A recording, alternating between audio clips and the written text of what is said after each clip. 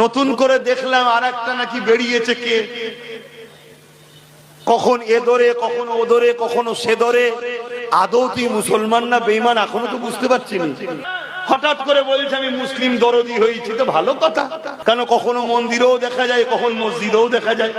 একটাই দেখো নবী বংশের ছেলে একটাই জিতেছে।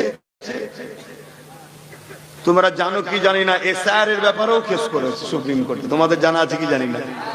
এসআইআর এর ব্যাপারেও কেস করেছে যদি কোনো সাধারণ মানুষ হয়রানি যাতে না হয়।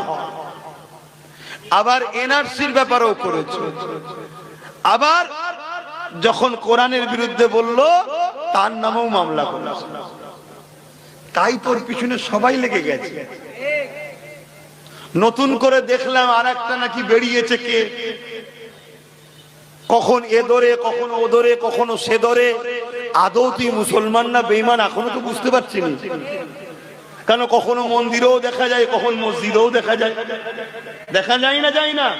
হ্যাঁ, হঠাৎ করে বলছে আমি মুসলিম দরদি হয়েছি, তো ভালো কথা, ভালো কথা, মুসলিম দরদি হওয়া তো ভালো। কিন্তু এসেই বলছে আমাকে হুজুর হতে হবে, আমাকে ইমাম বানাও।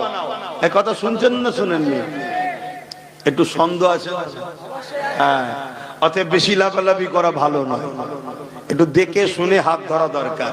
কি কেন আমরা এমন একটা জায়গায় দাঁড়িয়ে আছি, ভুল হাত ধরে ফেললেই চুলোতে ডাইরেক্ট গিয়ে পড়বে। আছো কোথায়? কড়াতে। আছো কোথায়? কড়াতে। কষ্ট না আরাম? উঠতে হবে না? হবে না, কিন্তু ওঠো।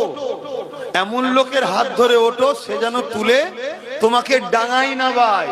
এমন লোকের হাত ধরতে যাওনি ধরে নিয়ে যে কড়া থেকে।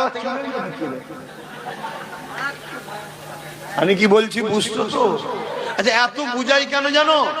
তোমাদেরকে ভালোবাসি, রসুল পাক তোমাদেরকে ভালোবাসে। তাই তোমাদেরকে যদি আমি ভালোবাসি, আমার বিশ্বাস নবী আমাকে শাফাআত করবে। তাই তোমাদেরকে ভালোবাসি, দাদা হুজুরের রুহানি আওলাদ তোমরা। তাই না, কি দরকার আছে দুটো প্লেন কথা বলে দিলে? আমার তো দাওয়াত আরো বাড়বে রে বাবা, ঠিক তো নাকি?